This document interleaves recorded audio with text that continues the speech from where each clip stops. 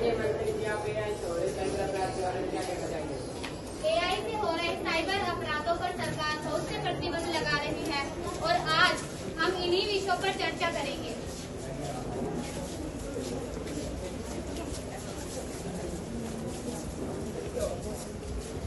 माननीय मंत्री जी, आज आप हो रहे संसद में क्या क्या मुद्दे उठाएंगे? आज हम संसद में एआई से आधारित प्रतियोगिताओं की घटनाओं पर सख्त से समर्थन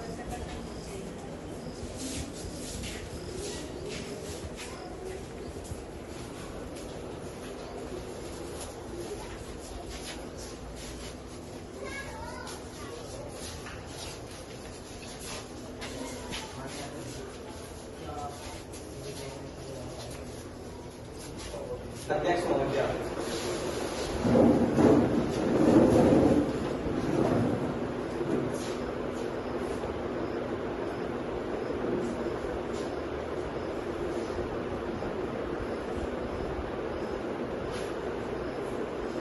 माननीय सदस्य कृपया अपना स्थान ग्रहण करें।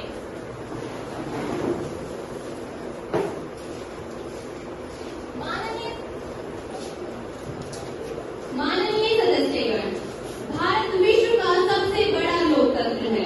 संसद जनभावनाओं की अभिव्यक्ति, राष्ट्रहित में संवाद तथा लोकतांत्रिक मूल्यों की सर्वोच्च संस्था है। युवा संसद का उद्देश्य विद्यार्थियों में संसदीय परंपराओं, अनुशासन तथा संविधान के प्रति सम्मान की भावना का विकास करना है। मुझे पूर्ण विश्वास है कि आज सभी युवा सांसद संसदीय गरिमा बनाए रखते हुए अपने विचार प्रस्तुत करेंगे। सदन की कार्यवाही प्रारंभ करने से पूर्व मैं राष्ट्र की ओर से भारत के उन सभी खिलाड़ियों को हार्दिक बधाई देती हूँ जिन्होंने कॉमनवेल्थ 2026 में उत्कृष्ट प्रदर्शन करते हुए देश का गौरव बढ़ाया है। भारत ने इन खेलों में 13 स्वर्ण, 17 रजत और 9 कांस्य सहित कुल 39 पदक जीतकर विश्व मंच पर अपनी प्रतिभा का शानदार प्रदर्शन किया है। विश्व रूप से मुक्केबाजी में भारत ने 7 स्वर्ण पदक जीतकर नया इतिहास रचाया। यह उपलब्धि हमारे खिलाड़ियों की मेहनत, अनुशासन और देश के प्रति समर्पण का प्रतीक है। आइए यह सदन में थपथपाकर भारत के सभी पदक विजेता खिलाड़ियों का अभिनंदन करती है। अब मैं आज की बैठक प्रारंभ करने की घोषणा करती हूँ। कार्यसूची में प्रथम पद के अनुसार माननीय प्रधानमंत्री जी नवगठित मंत्रिपरिषद का परिचय सदन के समक्ष प्रस्तुत करें। माननीय प्रधानमंत्री जी। धन्यवाद माननीय स्पीकर मैडम। मुझे यह बताते हुए अत्यंत प्रसन्नता हो रही है कि माननीय राष्ट्रपति जी ने मेरी सलाह पर निम्नलिखित सदस्यों को मंत्रिपरिषद में सम्मिलित किया। मैं उनका परिचय सदन के समक्ष प्रस्तुत करता हूँ। कुमारी साक्षी, माननीय इलेक्ट्रॉनिक्स एवं सूचना प्रौद्योगिकी मंत्री, लोकसभा क्षेत्र जयपुर राजस्थान।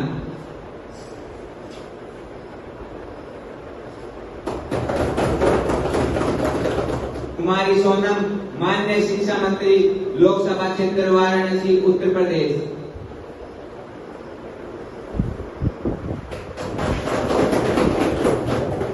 कुमारी खुशबू, माननीय गृह मंत्री, लोकसभा क्षेत्र गुरुग्राम हरियाणा।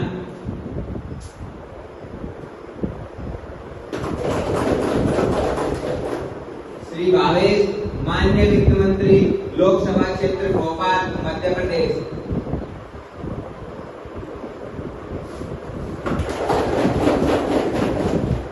कुमारी राखी, माननीय वाणिज्य उद्योग मंत्री, लोकसभा क्षेत्र अहमदाबाद गुजरात।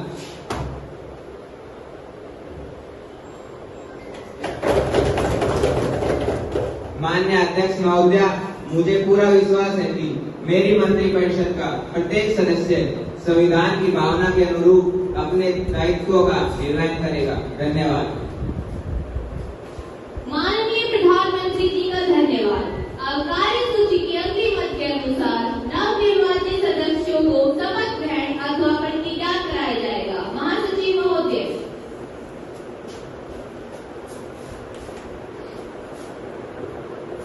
कुमारी नेहा जो हिसार लोकसभा क्षेत्र से निर्वाचित हुई हैं, अब शपथ ग्रहण व प्रतिज्ञान करेंगी।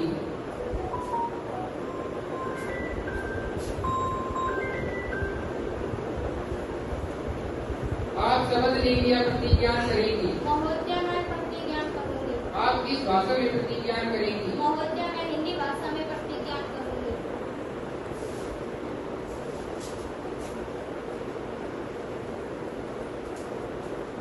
मैं कुमारी नेहा जो युवा संसद की सदस्य के रूप में निर्वाचित हुई हूँ, ईश्वर को साक्षी मानकर प्रतिज्ञान करती हूँ कि मैं विधि द्वारा स्थापित भारत के संविधान के प्रति सच्ची श्रद्धा और निष्ठा रखूंगी, भारत की प्रभुता और अखंडता को अक्षुण्ण रखूंगी तथा जिस पद को मैं ग्रहण करने वाली हूँ उसके कर्तव्यों का श्रद्धापूर्वक निर्वहन करूंगी।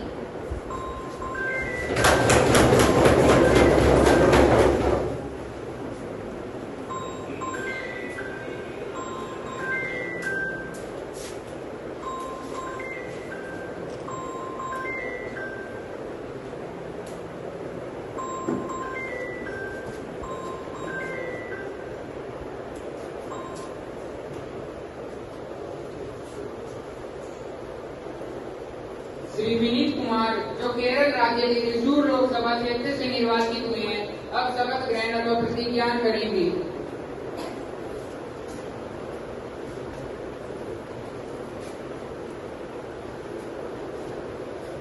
आप शपथ लेंगे या प्रतिज्ञान करेंगे? Sir, I would like to take oath. आप किस भाषा में प्रतिज्ञान करेंगे? In English language, sir. I, Vinit Kumar, have been elected as a member of the Youth Parliament, do swear in the name of God that I bear true faith and allegiance to the Constitution of India, as my law establishes, that I will uphold the sovereignty and integrity of India, and that I will faithfully discharge the duty upon which I am about to enter.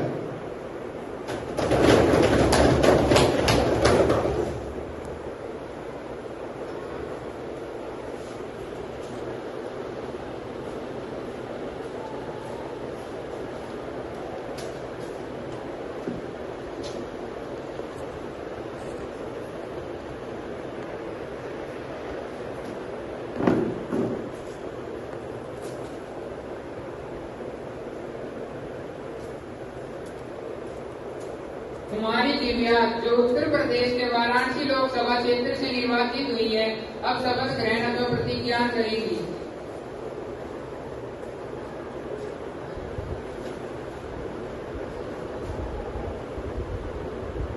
आप शपथ लेंगी या प्रतिज्ञान करेंगी? महोदय, मैं शपथ लूंगी। आप किस भाषा में शपथ लेना चाहेंगी? महोदय, मैं संस्कृत भाषा में शपथ लूंगी। अहं कुमारी दिव्या ईश्वरं साक्षिणं कृत्वा शपथग्रहणामि यत् विधिना स्थापिते भारतीय संविधान श्रद्धानिष्ठा च धरिष्यामि, भारतस्य प्रभुत्वम् एकताम् अखण्डताम् च रक्षयामि, यत् पदं स्वीकृत्य गच्छामि तस्य कर्तव्यानि श्रद्धा निष्ठा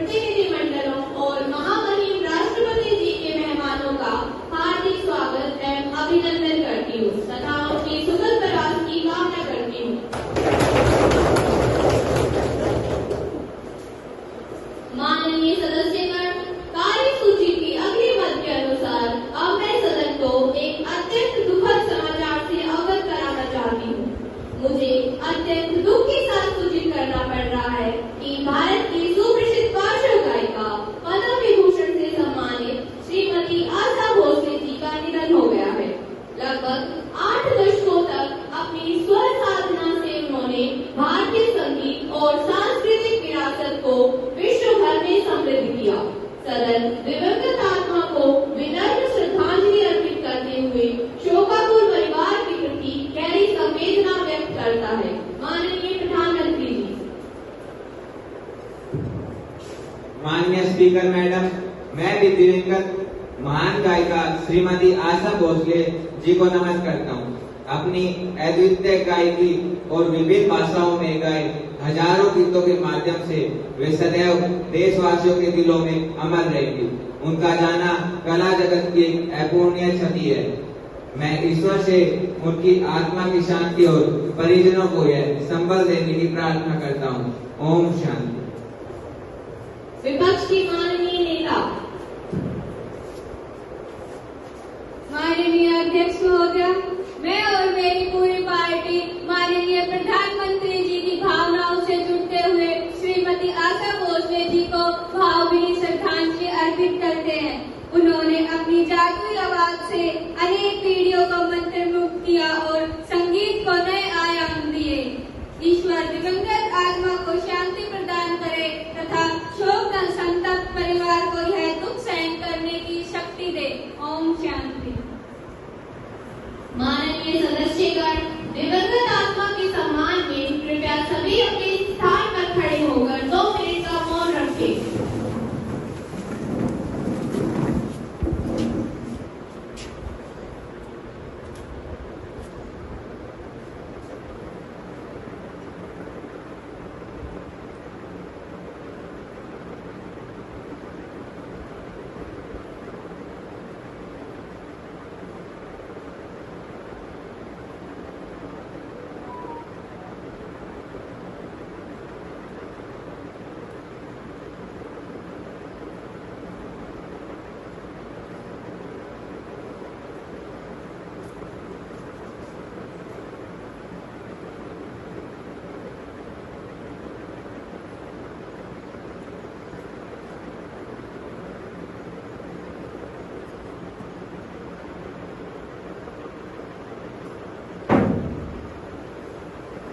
धन्यवाद।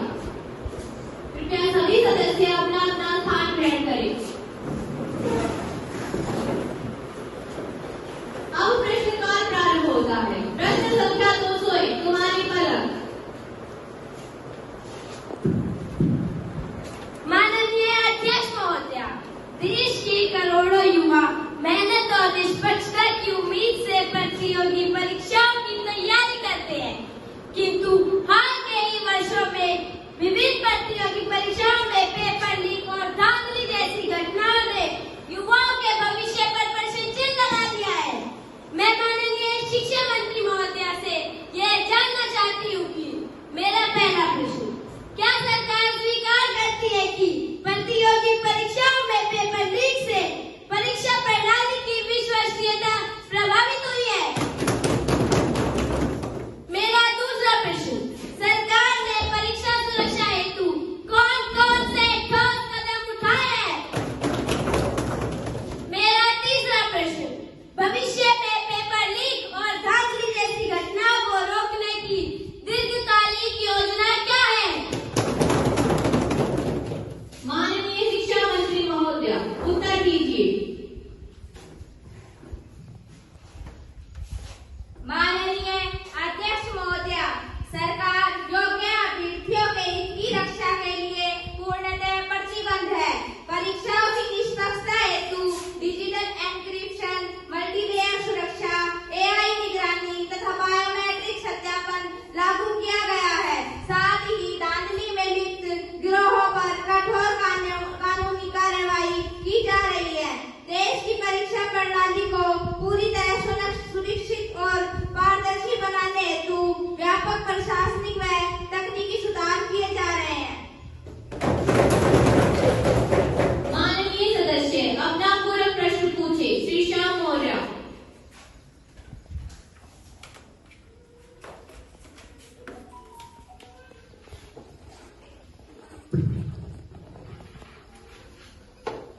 माननीय अध्यक्ष महोदया, केवल घोषणाएं पर्याप्त नहीं है, क्या सरकार प्रतियोगी परीक्षाओं के लिए एक स्वतंत्र राष्ट्रीय परीक्षा सुरक्षा प्राधिकरण गठित करने तथा पेपर लीक के मामलों में त्वरित व कठोर दंड सुनिश्चित करने पर विचार कर रही है?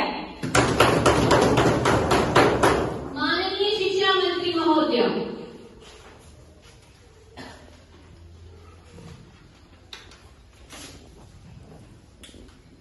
माननीय स्पीकर मैडम, सरकार परीक्षा सुरक्षा को संस्थागत रूप देने और साइबर निगरानी मजबूत करने पर निरंतर कार्य कर रही है।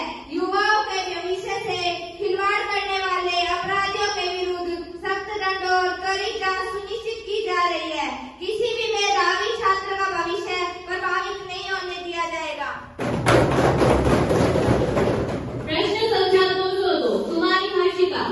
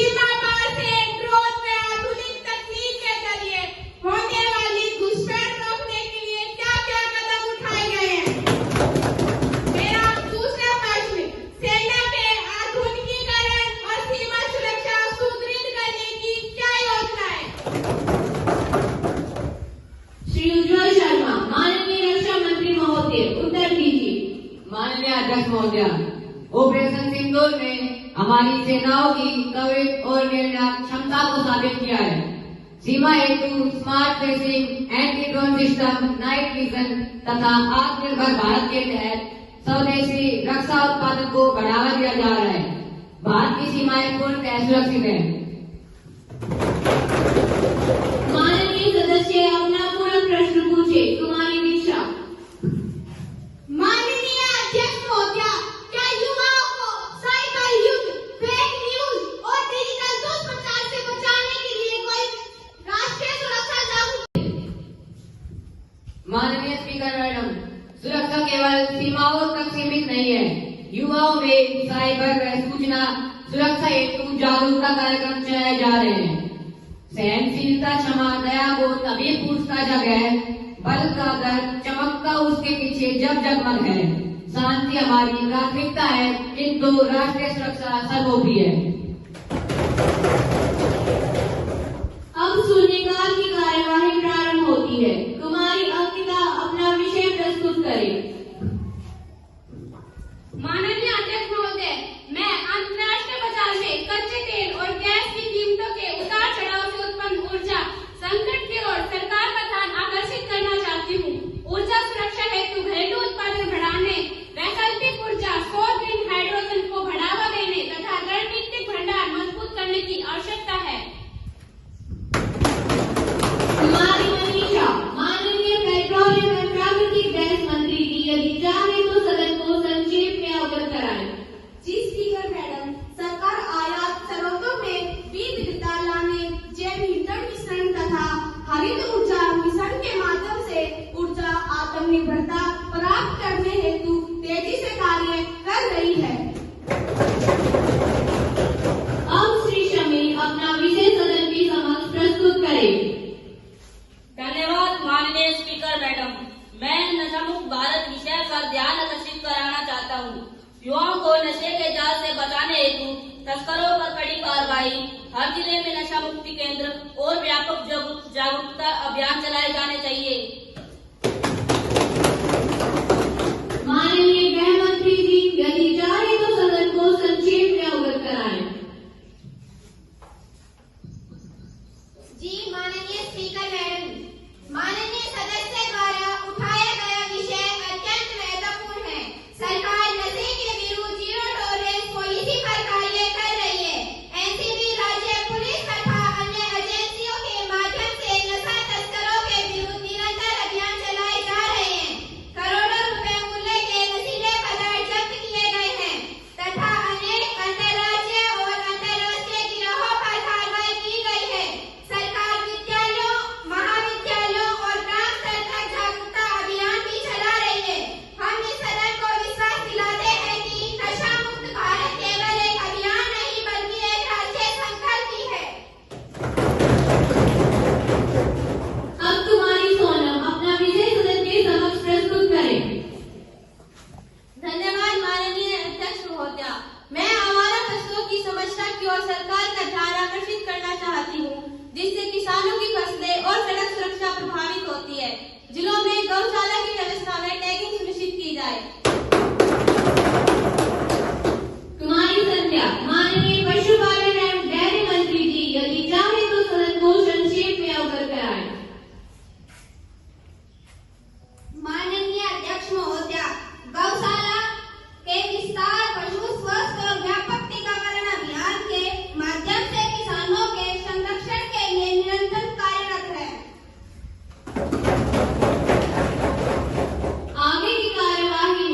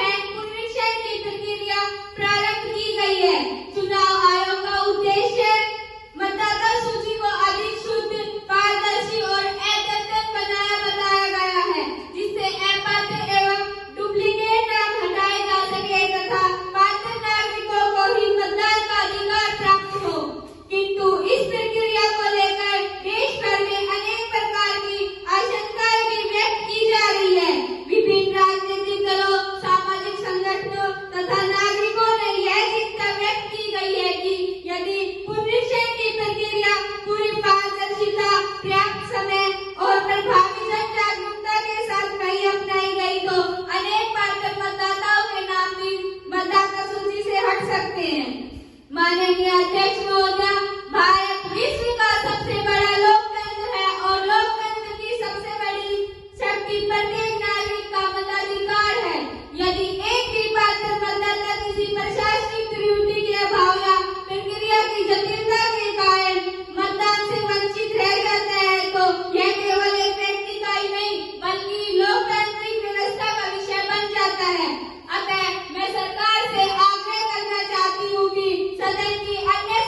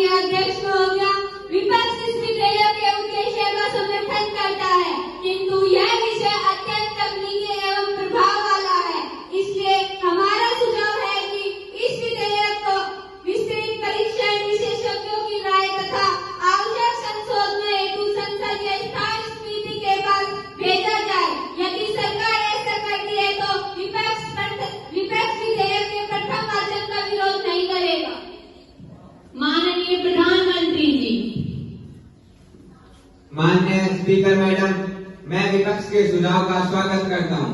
सरकार का उद्देश्य किसी भी प्रकार से अभिव्यक्ति की स्वतंत्रता को सीमित करना नहीं, बल्कि नागरिकों को डिजिटल अपराधों से सुरक्षा प्रदान करना है।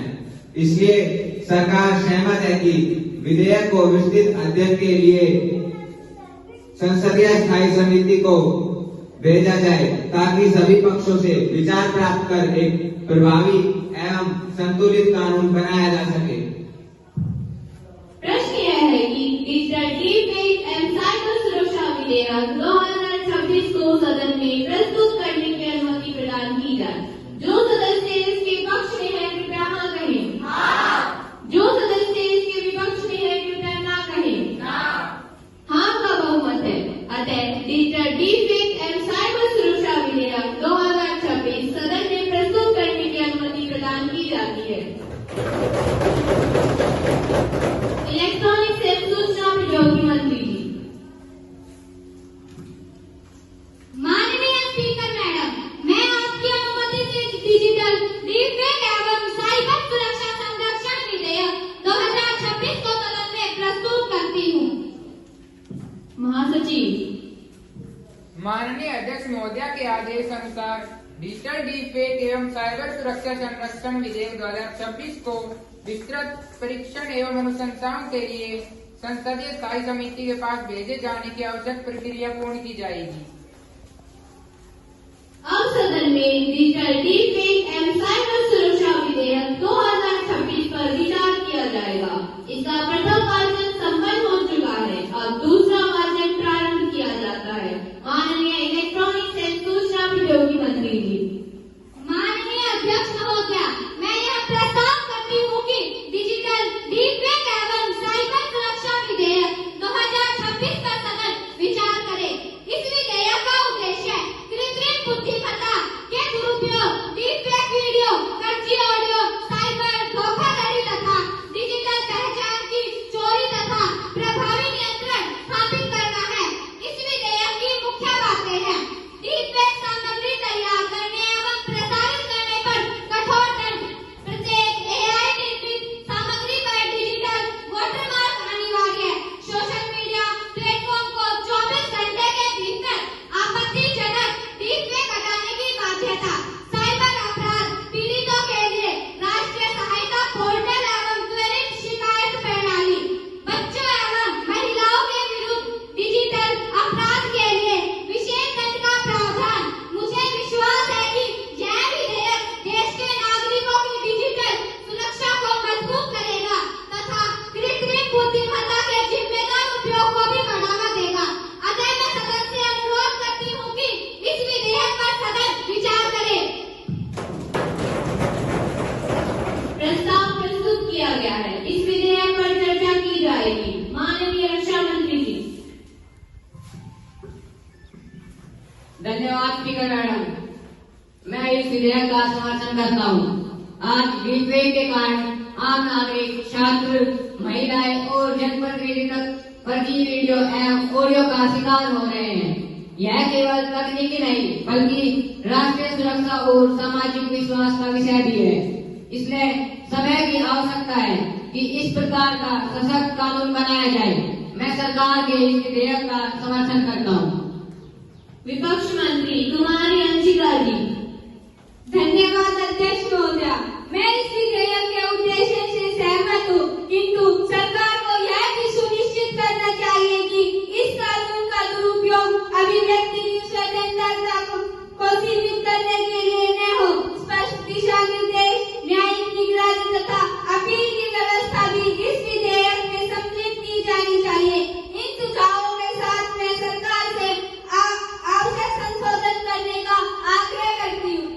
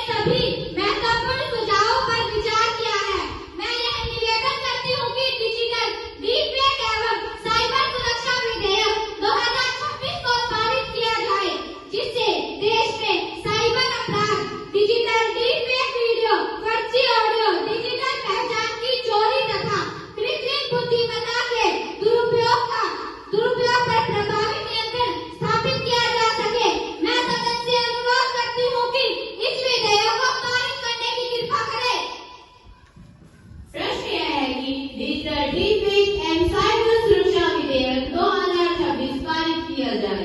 जो माननीय सदस्य इसके पक्ष में है कृपया हाँ कहें। जो इसके विपक्ष में है कृपया ना कहें। मेरे विचार से हाँ का बहुमत है, हाँ का बहुमत है, हाँ का बहुमत है। अतः प्रस्ताव स्वीकार किया जाता है। माननीय इलेक्ट्रॉनिक्स एवं सूचना प्रौद्योगिकी मंत्री जी। माननीय अध्यक्ष महोदय, मैं प्रस्ताव करती हूँ कि यह विधेयक पारित किया जाए। प्रस्ताव प्रस्तुत किया गया है कि यह विधेयक पारित किया जाए। जो माननीय सदस्य इसके पक्ष में है कृपया हाँ कहें। जो माननीय सदस्य इसके विपक्ष में है कृपया ना कहें। मेरे विचार से हाँ का बहुमत है, हाँ का बहुमत है, हाँ का बहुमत है। अतः यह विधेयक पारित किया जाता है। महासचिव महोदय, कृपया इस पारित विधेयक को आवश्यक संवैधानिक प्रक्रिया हेतु राज्यसभा को प्रेषित करने की कार्यवाही सुनिश्चित करें। जी अध्यक्ष महोदय। अब सदन गैर सरकारी सदस्यों के संकल्प पर विचार करेगा। कुमारी चंचल अपना संकल्प प्रस्तुत करें।